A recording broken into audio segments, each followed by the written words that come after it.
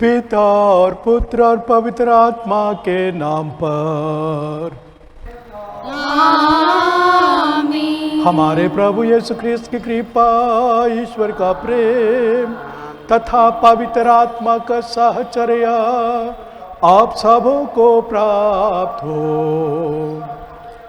और आपको भी।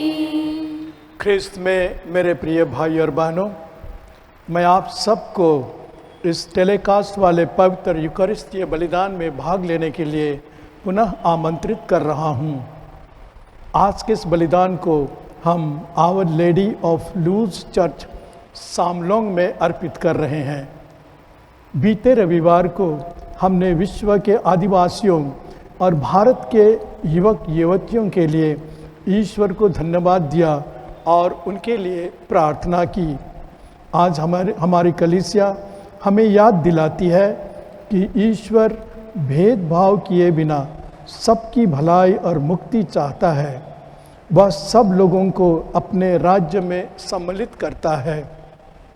अपनी अपार कृपा में उसने हम सबको पूर्व पश्चिम उत्तर दक्षिण से बुलाकर अपने राज्य के प्रतिष्ठित सदस्य बनाया है।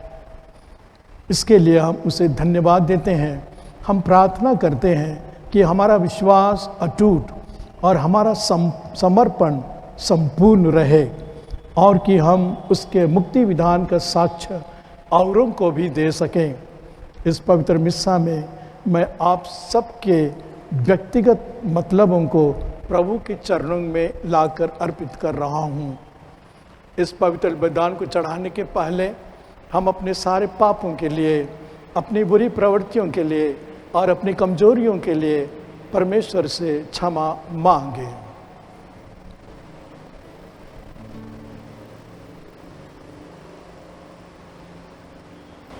दया याचना के लिए हम गाना गाएंगे।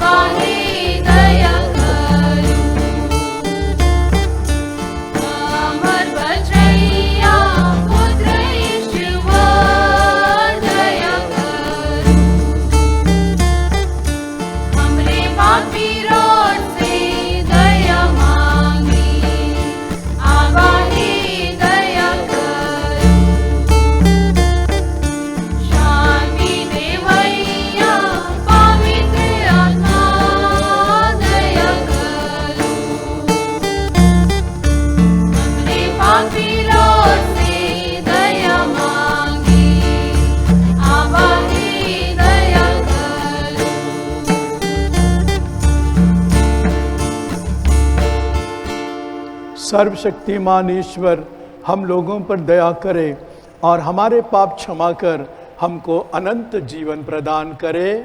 आमीन।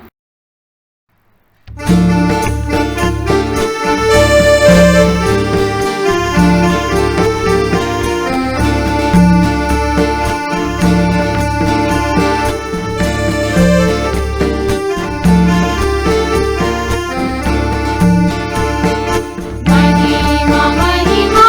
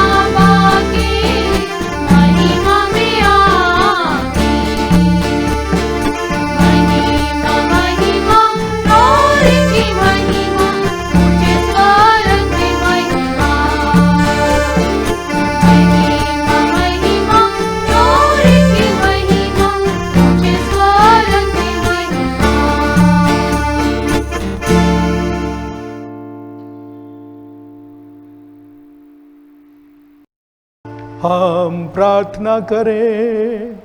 हे ईश्वर, तूने अपने भक्तों के लिए ऐसे वरदान तैयार किए हैं जिन्हें ना आँखों ने देखा ना कानों ने सुना है। हमारे हृदय में प्रेम धारा प्रवाहित कर, जिससे हम तुझे सब कुछ में और सब कुछ में बढ़कर प्यार करें तथा उस पुरस्कार के भागी बन जाए जो हमारी कल्पना से परे है।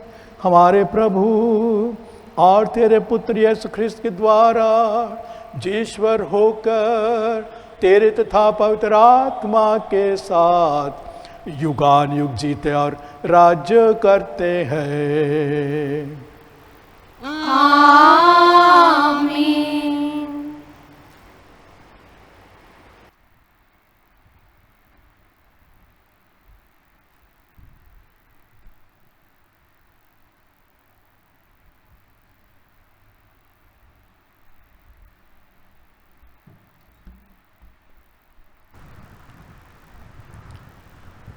पहला पाठ। निर्वासन के समय से ईश्वर यहूदियों को यह शिक्षा देने लगा कि वह सभी मनुष्यों को मुक्ति का मार्ग दिखाने आया है। नबी ईसायास यहाँ इस बात पर बल देते हैं कि जो गैर यहूदी ईश्वर के अनुयायी हैं, ईश्वर उनकी भी प्रार्थनाएं और उनके बलिदान स्वीकार करता है। नबी ईसायास का ग्रंथ अध्याय 56 पद संख्याएं 1, 6 और 7। मैं विदेशियों को अपने पवित्र पर्वत तक ले आऊँगा। प्रभु यह कहता है, न्याय बनाए रखो और धर्म का पालन करो, क्योंकि मुक्ति निकट है और मेरी न्यायप्रियता शीघ्र ही प्रकट हो जाएगी।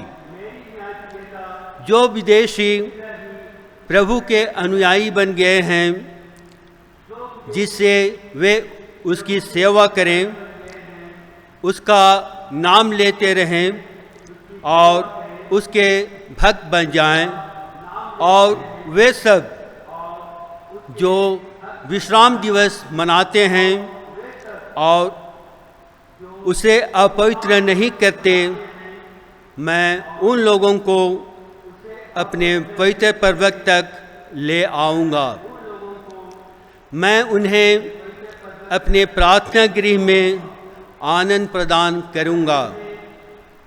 मैं अपनी वेदी पर उनके होम और बलिदान स्वीकार करूँगा, क्योंकि मेरा घर सब राष्ट्रों का प्रार्थना गृह कहलाएगा। यह प्रभु की वाणी है।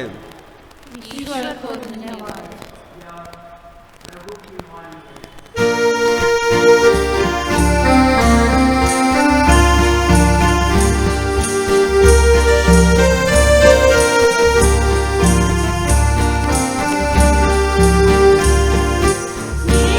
मेरा मन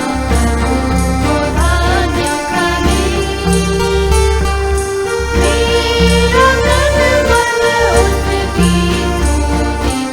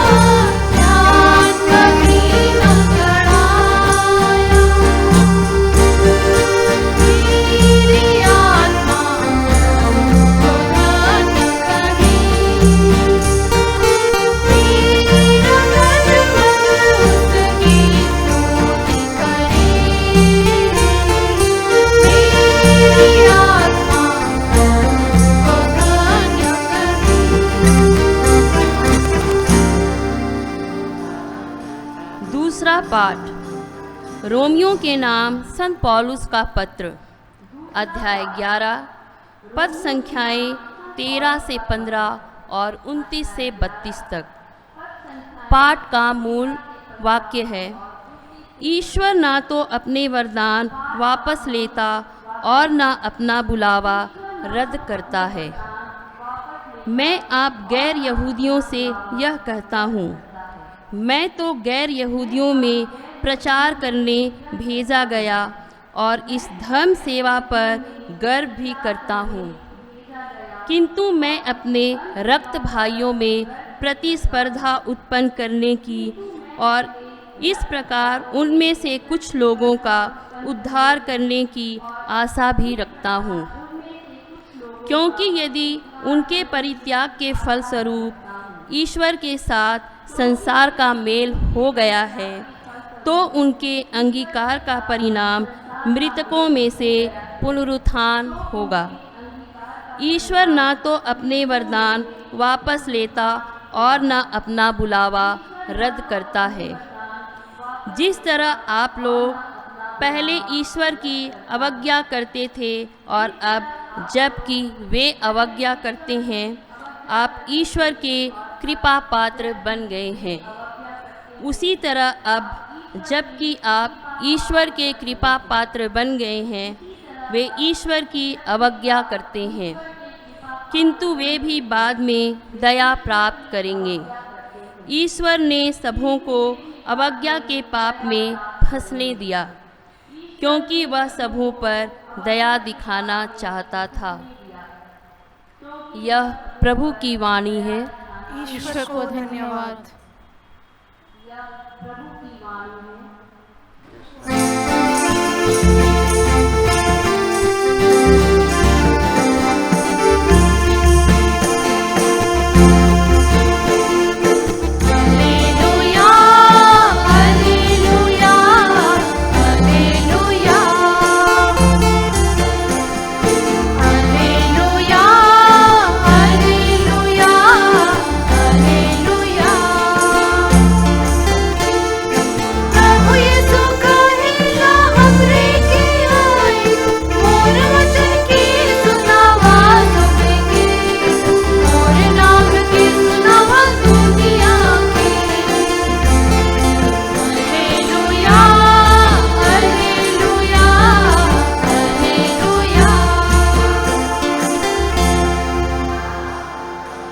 प्रभु आप लोगों के साथ हो और आपके साथ भी। संत मत्ती के अनुसार पवित्र सुसमाचार।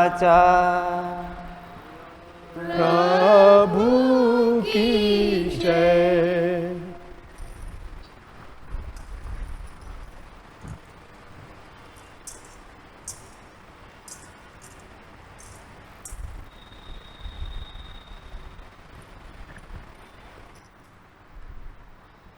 अध्याय 15, पद संख्या 21 से 28 तक। यीशु ने वहाँ से विदा होकर तीरुस और सीदोन प्रांतों के लिए प्रस्थान किया। उस प्रदेश की एक कनानी स्त्री आई और पुकार पुकार कर कहने लगी, हे प्रभु, दाऊद के पुत्र, मुझ पर दया कीजिए। मेरी बेटी एक अपदूत द्वारा बुरी तरह सताई जा रही है। यीशु ने उसे उत्तर नहीं दिया। उनके शिष्यों ने पास आकर उनसे यह निवेदन किया, उसकी बात मानकर उसे विदा कर दीजिए, क्योंकि वह हमारे पीछे पीछे चिल्लाती आ रही है। यीशु ने उत्तर दिया, मैं केवल इस्राएल के घराने की खोई हुई भेड़ों के पास भेजा गया हूँ। इतने में उस स्त्री ने आकर यीशु को दंडवत किया और कहा, प्रभु, मेरी सहायता कीजिए। यीशु ने उत्तर दिया, बच्चों की रोटी लेकर पिल्लों के सामने डालना ठीक नहीं है। उसने कहा, जी हाँ प्रभु। फिर भी स्वामी की मेज से गिरा हुआ चोर पिल्ले खाते ही हैं। इस पर यीशु ने उत्तर दिया, हे नारी, तुम्हारा विश्वास महान है, तुम्हारी इच्छा पूरी हो।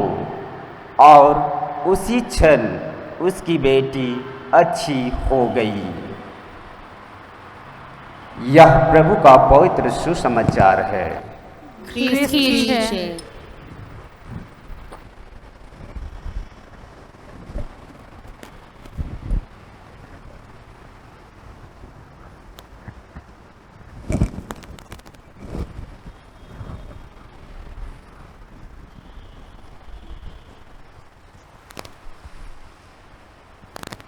ख्रीस्त में मेरे प्रिय भाई और बहनों, सारी मानव जाति का केवल एक ही ईश्वर है और एक ही पिता है। वही महिमा का पात्र है और उसी में हमारी मुक्ति अर्थात अनंत जीवन है। इसलिए स्तोत्र लेखक कहता है, हे ईश्वर, सभी राष्ट्र तेरी मुक्ति के विधान को जान जाएं, सभी राष्ट्र तेरी महिमा गाएं, क्योंकि तू निष्पक्ष होकर देशों का शासन करता और सभी राष्ट्रों का संचालन करता है। स्तोत्र 66 2 से 8। इसी संदर्भ में संत पौलुस तिमोथी के नाम पहले पत्र में कहते हैं, ईश्वर चाहता है कि सभी मनुष्य मुक्ति प्राप्त करें और सत्य को जान जाएं। तिमोथी के नाम पहले पत्र अध्याय 2 पद 4। इसके विपरीत इस्राएलियों की धारणा थी कि वे चुनी हुई पवित्र प्रजा है और सिर्फ उन्हीं को मुक्ति मिलेगी। गैर यहूदियों या विदेशियों को वे अपवित्र मानते थे। यहूदियों के इस गलत विचार को सुधारने का प्रयत्न करते हुए ईश्वर नबी ईसायास के मुख से कहते हैं कि जो विदेशी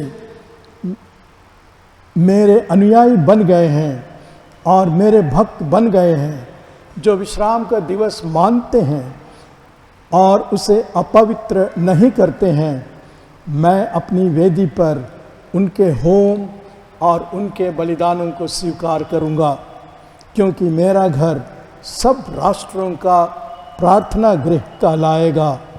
ईसाया 56 6 7। हमारे प्रभु यीशु ख्रिस्त के समय भी यहूदियों के मन में गैर यहूदियों के प्रति गलत धारणा थी। विदेशियों के अलावे कोढ़ियों, चुंगी जमा करने वालों और वेश्याओं को भी अपवित्र और अछूत व्यक्ति माना जाता था। यहूदी छुआछूत की बुरी प्रथा को कट्टरता से मानते थे। जिनको वे अपवित्र और अछूत मानते थे, उन्हें नीच और नफरत दृष्टि से देखते थे। उनके साथ खाने पीने की मनाही थी। यहाँ तक कि यहूदियों और गैर यहूदियों को एक दूसरे के घर में प्रवेश करने की भी मनाही थी। बाजारों या सार्वजनिक जगहों से घर वापस आने के बाद यहूदी अपना शुद्धिकरण करते थे। यहूदियों की ऐसी धारणा और ऐसा व्यवहार पड़ोसी प्रेम के विरुद्ध था। अतः हमारे प्रभु ने अपने कामों में, अपने वचनों से और अपने उदाहरणों से यहूदियों की इस पूर्वग्रही परंपरागत विचारधारा की दीवार को तोड़ा। इस संदर्भ में आज के सुसमाचार की कनानी स्त्री वाली घटना अच्छा उदाहरण प्रस्तुत करती है। प्रिय भाई और बहनों, संत मती रचित सुसमाचार के 15वें अध्याय में कहा गया है कि प्रभु यीशु भ्रष्टाचार और बुराई से निंदित तीरुस और सीदोन नामक व्यापारिक नगरों की ओर चल पड़े।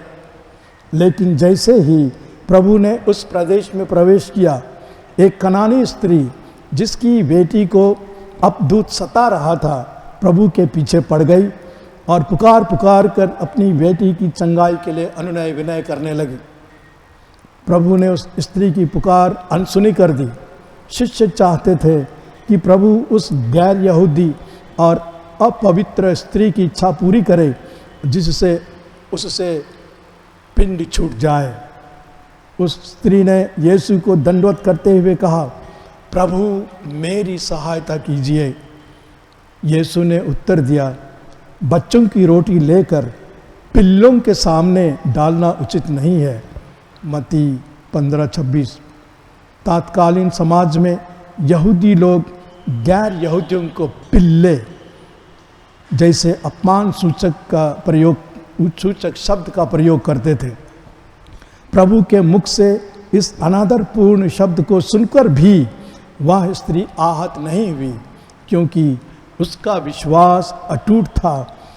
उसने साहस बटोरकर प्रभु से कहा, जी हाँ प्रभु, फिर भी स्वामी की मेज से गिरा हुआ 4 चूर पिल्ले तो खाते ही हैं। प्रभु यीशु ने कहा, ऐ नारी, तुम्हारा विश्वास महान है, तुम्हारी इच्छा पूरी हो। और उसी क्षण उसकी बेटी अच्छी हो गई।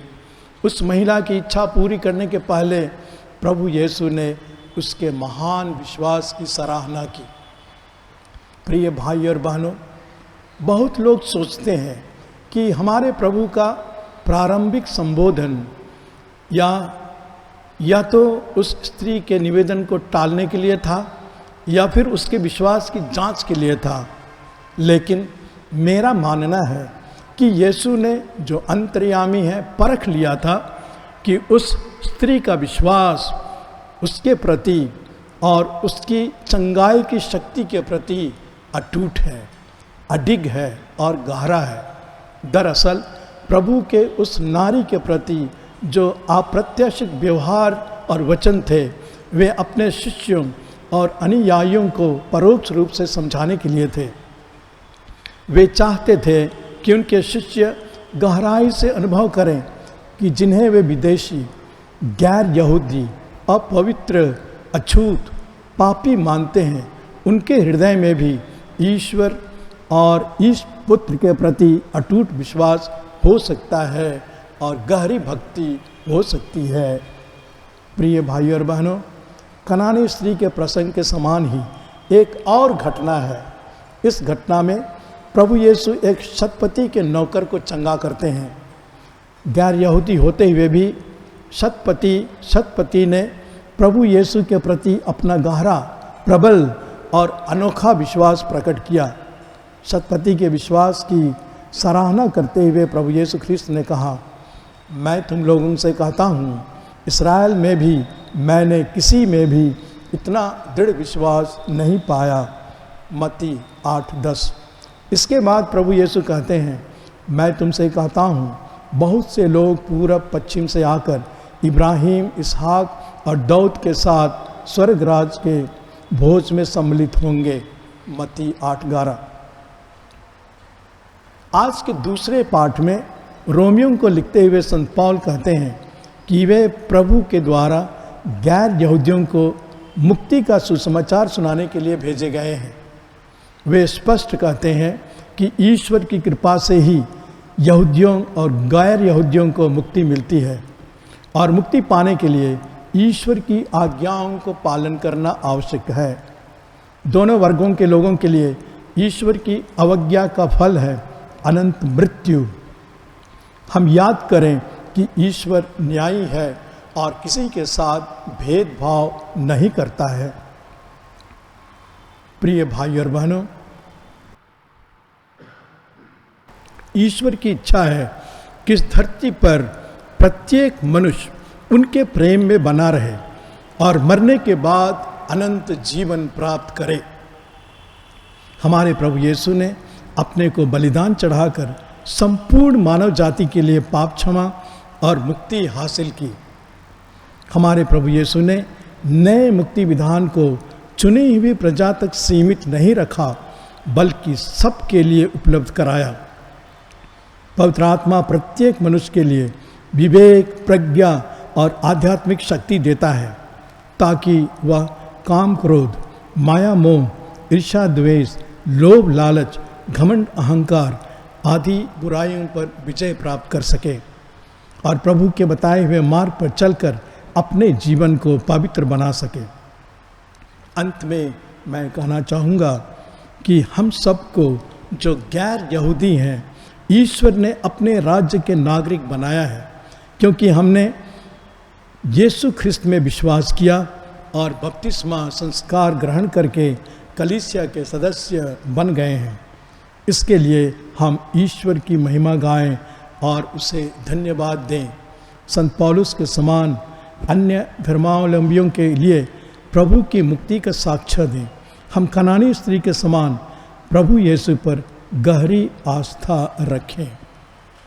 ईश्वर आप सबको और आपके परिवारों को आशीर्वाद प्रदान करे। पिता और पुत्र और पवित्र आत्मा के नाम पर आमीन।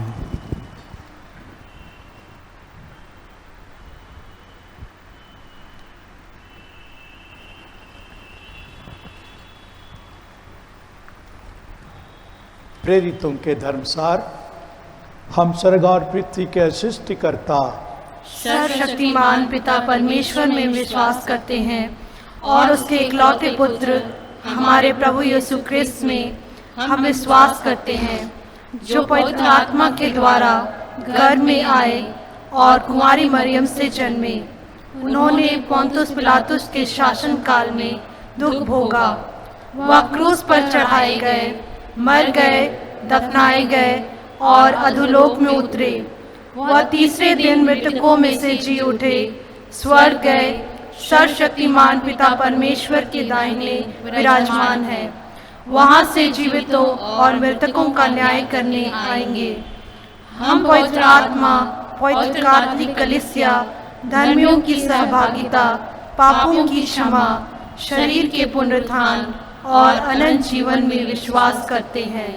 आमीन। प्रिय भाई और बहनों, सर्वशक्तिमान पिता ईश्वर ने हमें इस पवित्र यूकरिस्तीय बलिदान में भाग लेने के लिए बुलाया है। वह हमारी मानवीय और आध्यात्मिक आवश्यकताओं को हर परिस्थिति में पूरा करते हुए प्रेम, शांति और आनंद के वरदान देता है। हम प्रार्थना करें कि वह संपूर्ण कलीसिया को और हमारे परिवारों को अपनी छत्र छाया में रखे और उनकी ज़रूरतों को पूरा करे। हर निवेदन के अंत में हम गाएंगे,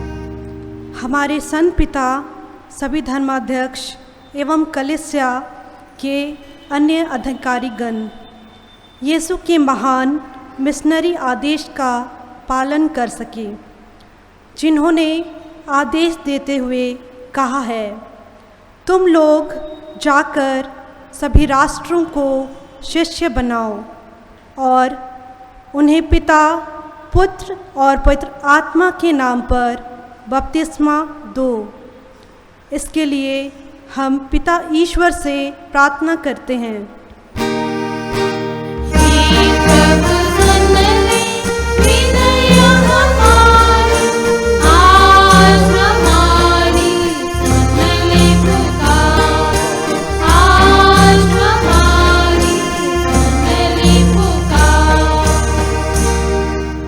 सभी ख्रिस्त विश्वासी बपतिस्मा द्वारा प्राप्त अपनी विश्वास में दृढ़ बने रहें, न्याय और धार्मिकता का आचरण करते हुए जीवन में प्रसन्नता का अनुभव कर सके।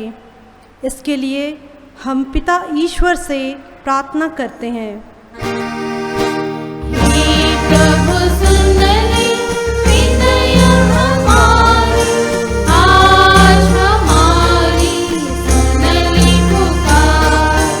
आज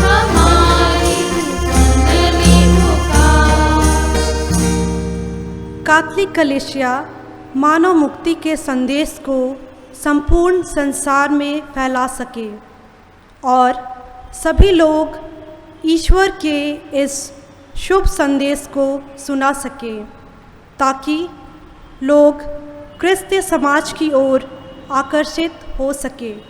इसके लिए हम पिता ईश्वर से प्रार्थना करते हैं।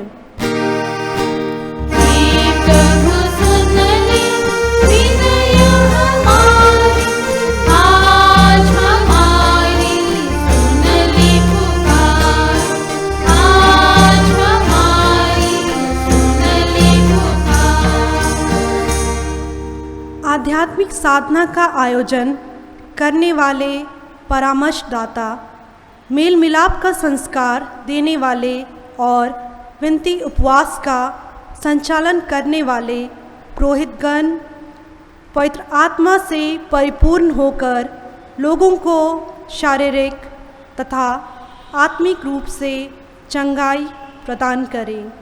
इसके लिए हम पिता ईश्वर से प्रार्थना करते हैं।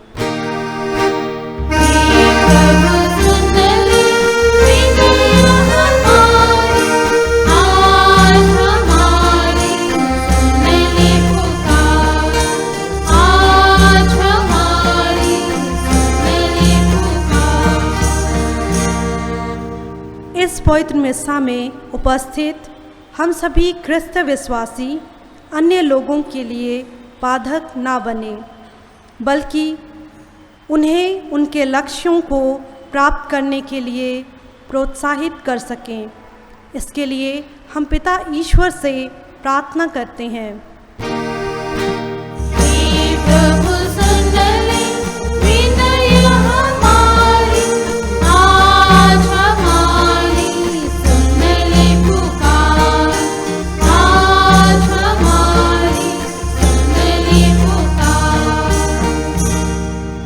हम प्रार्थना करें।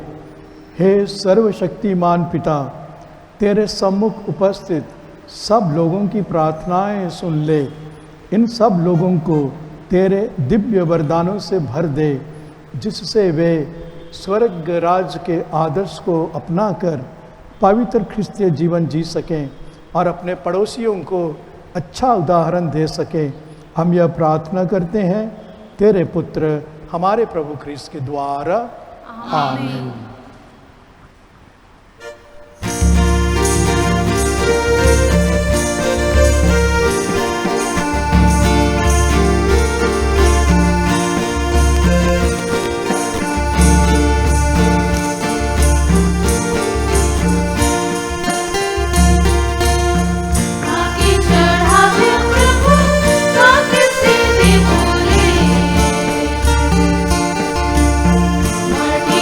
को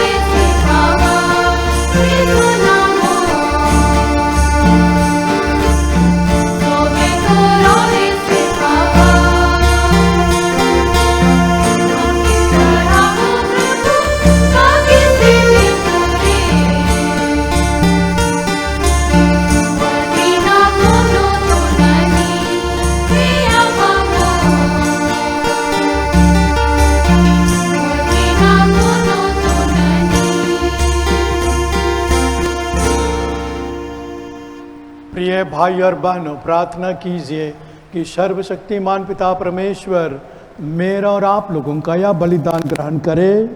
प्रभु के नाम की स्तुति तथा महिमा के लिए और हमारे तथा अपने समस्त पवित्र कलीसिया के लाभ के लिए आपके हाथों से यह बलिदान ग्रहण करें। हम प्रार्थना करें। हे प्रभु, हमारे ये उपहार ग्रहण करने की कृपा कर। इनके द्वारा तेरे और हमारे बीच पवित्र आदान प्रदान होता है। ये तेरे ही दान है। ऐसा वर दे कि इनके अर्पण द्वारा हम तुझी को प्राप्त कर सके, हमारे प्रभु ख्रिस्त के द्वारा। आमीन। प्रभु आप लोगों के साथ हो। और आपके साथ भी। प्रभु में मन लगाइए। हम प्रभु में मन लगाए हुए हैं। हम अपने प्रभु परमेश्वर को धन्यवाद दें। यह उचित और आवश्यक है। हे पूज्य पिता, यह परम उचित है, हमारा कर्तव्य तथा कल्याण है कि हम सदा सर्वत्र तुझे धन्यवाद दें। तूने विश्व के सभी तत्वों का सृजन किया और ऋतु परिवर्तन की व्यवस्था की। तूने मनुष्य को अपना प्रतिरूप बनाया और सृष्टि के सब रहस्य उसके अधीन कर दिए कि तेरा प्रतिनिधि बनकर वह सारी सृष्टि पर शासन करे तथा तेरे महान कार्य देखकर प्रभु यीशु ख्रिस्त के द्वारा तेरा प्रशंसा गान करता रहे। प्रभु यीशु ख्रिस्त ने मानव जन्म लेकर पापी मनुष्य का नवनिर्माण किया। अपने दुख भोग से हमारे पाप मिटा दिए। अपने पुनरुत्थान से हमें अनंत जीवन में प्रवेश करने की कृपा दी और अपने स्वर्गारोहण से हमारे लिए स्वर्ग के द्वार खोल दिए। इसलिए हम समदूत गणों से मिलकर तेरी स्तुति करते हुए निरंतर एक स्वर से गाते हैं।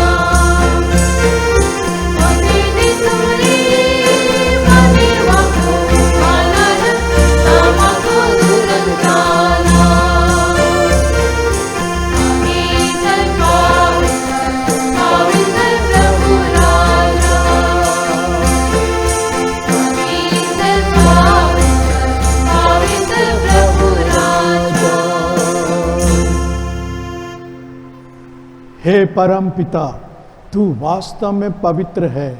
यह उचित है कि तेरी समस्त सृष्टि तेरा गुणगान करे, क्योंकि अपने पुत्र हमारे प्रभु यीशु ख्रिस्त के द्वारा और पवित्र आत्मा की शक्ति से तू सभी प्राणियों को जीवन तथा पवित्रता प्रदान करता है। तू सब युगों में अपनी प्रजा एकत्र करता है कि दसों दिशाओं में दिन रात तुझे निर्मल बलि चढ़ता रहे। इसलिए हे पिता, हम तेरी दीन प्रजा तुझसे निवेदन करते हैं, हमारा उपहार पवित्र आत्मा की शक्ति से दयापूर्वक पवित्र कर, किया तेरे पुत्र हमारे प्रभु यीशु ख्रिस्त का शरीर तथा रक्त बन जाए। उन्हीं की आज्ञा से हम यूकरिस्ट का यह समारोह मना रहे हैं। जिस रात को यीशु स्वेच्छा से मृत्यु के लिए सौंपे गए, उन्होंने रोटी ली, तुझे धन्यवाद दिया और उसे अपने शिष्यों को देते हुए कहा, तुम सब इसे लो और खाओ, यह मेरा शरीर है जो तुम्हारे लिए बलि चढ़ाया जाएगा।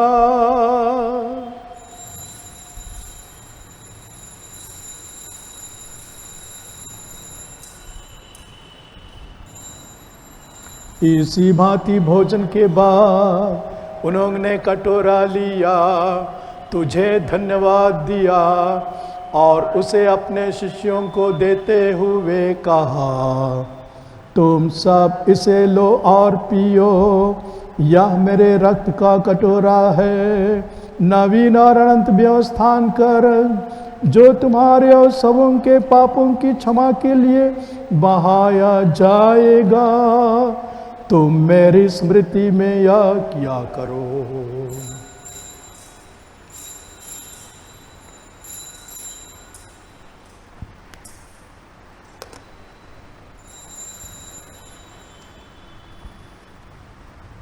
प्रभु यीशु ख्रिस्त की महिमा हो। प्रभु यीशु ख्रिस्त की महिमा हो। यह है हमारे विश्वास का रहस्य। प्रभु यीशु ख्रिस्त की महिमा हो। एक साथ ख्रिस्त मर गए, ख्रिस्त उठे, ख्रिस्त महिमा के साथ फिर आवेंगे। प्रभु यीशु ख्रिस्त की महिमा हो। हे परम पिता, हम तेरे पुत्र के मुक्तिप्रद दुखभोग, प्रताप में पुनरुत्थान और स्वर्गारोहण का स्मरण करते हैं तथा पुनरागमन की बाट जोहते हैं। हम तुझे धन्यवाद देते हुए यह जीवंत और पावन बलि चढ़ाते हैं। हे पतित पावन, अपने कलीसिया के चढ़ावे पर ध्यान दृष्टि डाल और यह बलि स्वीकार कर, जिसके अर्पण से प्रसन्न होकर तूने हमें अपना बना लिया है। तेरे पुत्र के शरीर तथा रक्त से हमारा परिपोषण होता है। ऐसा वर दे कि उनके पवित्र आत्मा से परिपूर्ण होकर हम ख्रिस्त में एक शरीर तथा एक रक्त हो जाए। वही पवित्र आत्मा हमको नित्य उपहार स्वरूप तुझे चढ़ावे और ईश्वर की माता धन्य कुंवारी मरियम, तेरे धन्य प्रेरितों, प्रतापी शहीदों और सभी संतों के साथ हमें भी स्वर्गीय आनंद के सहभागी बनावे। हमें इनकी निरंतर प्रार्थनाओं का अटल भरोसा है। हे प्रभु, तुझसे नम्र निवेदन है कि हमारे पुनर्मिलन का यह बलि समस्त संसार में शांति और कल्याण की वृद्धि करे। अपने सेवक संत पिता फ्रांसिस, हमारे महाधर्माध्यक्ष फेलिक्स, सहायक धर्माध्यक्ष थेओडोर मस्किनस एवं तेलेस्फर बिलुंग, सभी धर्माध्यक्षों, याजकों तथा इस पृथ्वी पर समस्त यात्री कलीसिया को विश्वास तथा प्रेम में दृढ़ रखने की कृपा कर। हे पिता, तेरी सेवा में उपस्थित अपनी प्रजा की याचना पूर्वक कृपा पूर्वक स्वीकार कर, दया और प्रेम से प्रेरित होकर तू अपने सभी पुत्र पुत्रियों को वे जहाँ कहीं भी हो अपने साथ एक बना ले। हे प्रभु, हमारे मृत भाई बहनों को अपने राज्य में प्रवेश पाने दे और उन सबों को भी जो तेरी सेवा करते हुए परलोक सिधार चुके हैं, हम लोग भी वहीं पहुंचने की आशा करते हैं कि हम सब एक साथ तेरी महिमा के दर्शन से अनंत काल तक प्रीत होते रहें। हमारे प्रभु ख्रिस्त के द्वारा, जिनसे संसार को सभी शुभ दान प्राप्त होते हैं।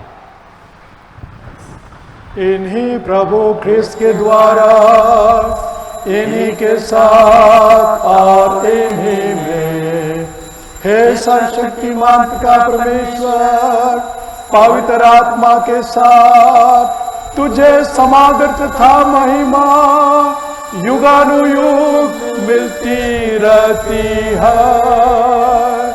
आमीन, आमीन, आमीन।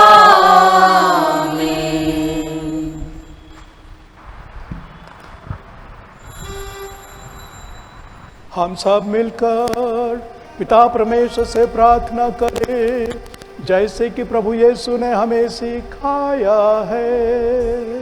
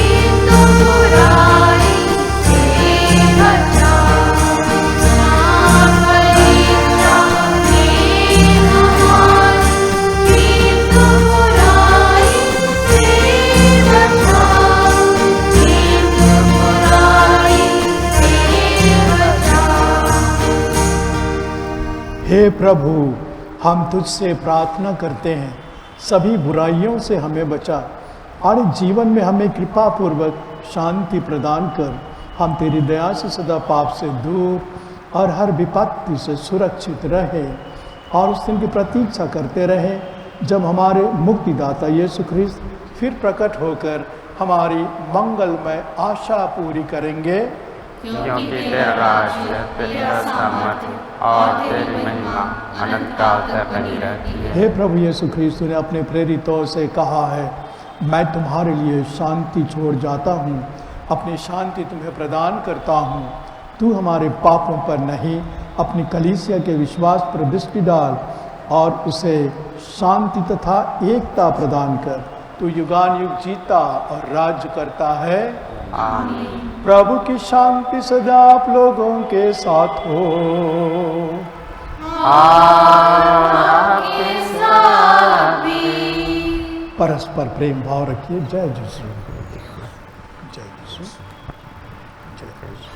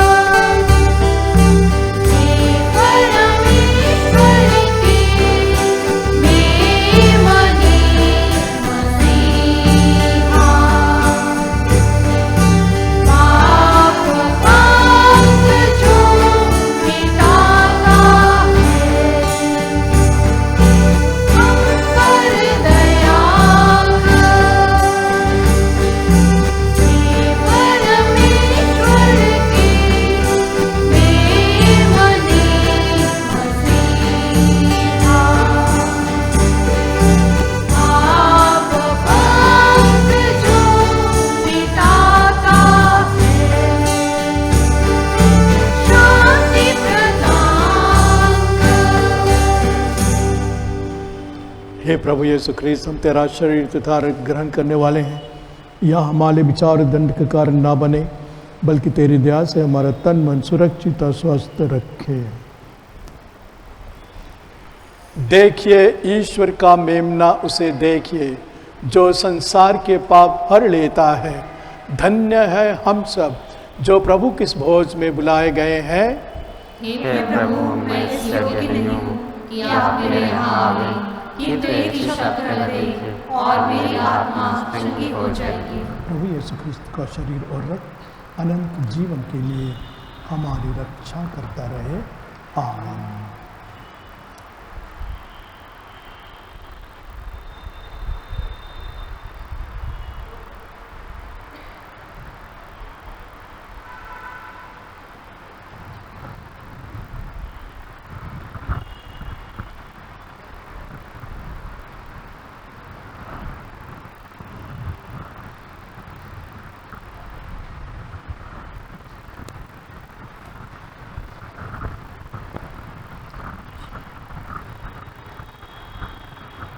आजा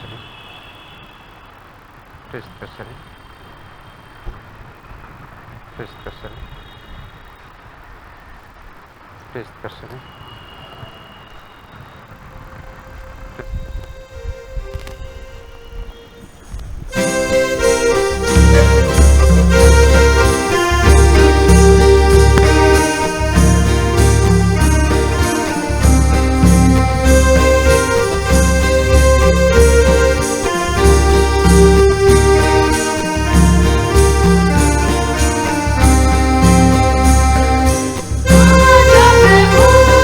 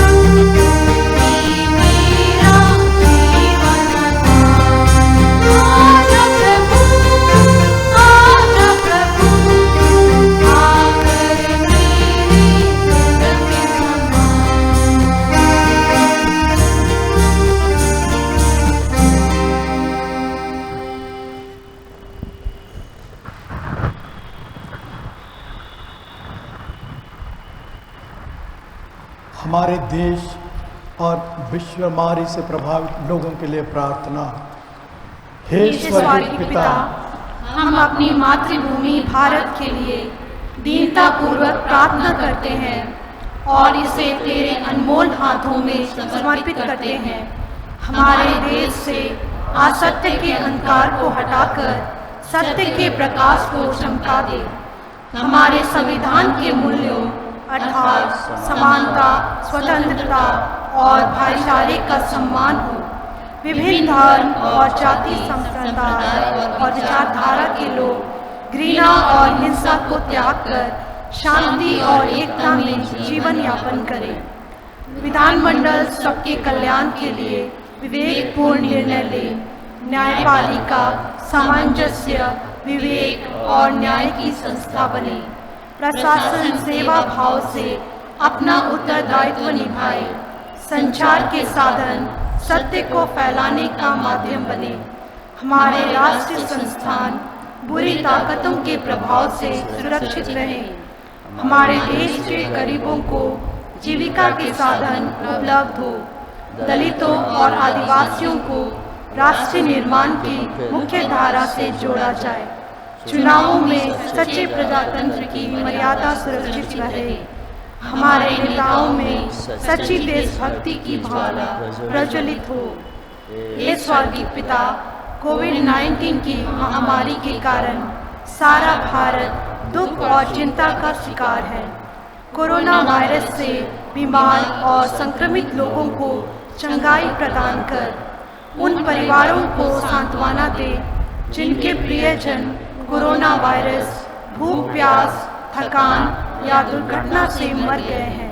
डॉक्टरों, उपचारिकों, स्वास्थ्य कर्मियों, उदार व्यक्तियों और समाज सेवियों को आशीर्वाद दे। इस महामारी से प्रभावित गरीबों, श्रमिकों, बेरोजगारों, पीड़ितों, महिलाओं और बच्चों की रक्षा कर। देश के नेताओं के हृदय में उनके प्रति सहानुभूति और सम्मान जागृत कर आने वाले दिनों के लिए तू हम सबका मार्गदर्शन कर।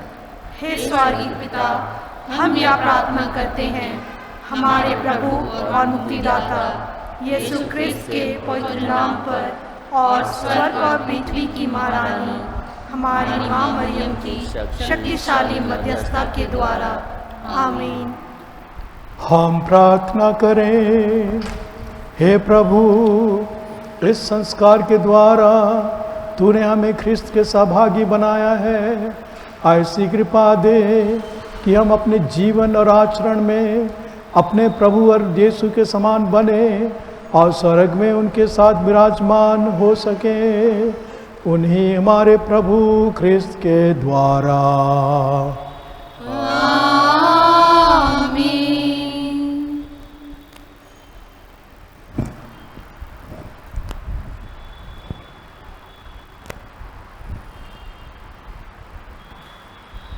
प्रभु आप लोगों के साथ हो। और आपके साथ भी। सर्वशक्तिमान परमेश्वर पिता और पुत्र और पवित्र आत्मा आप लोगों को आशीर्वाद प्रदान करे। आमीन। आप लोग विदा लें।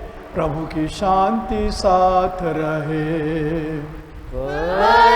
परमेश्वर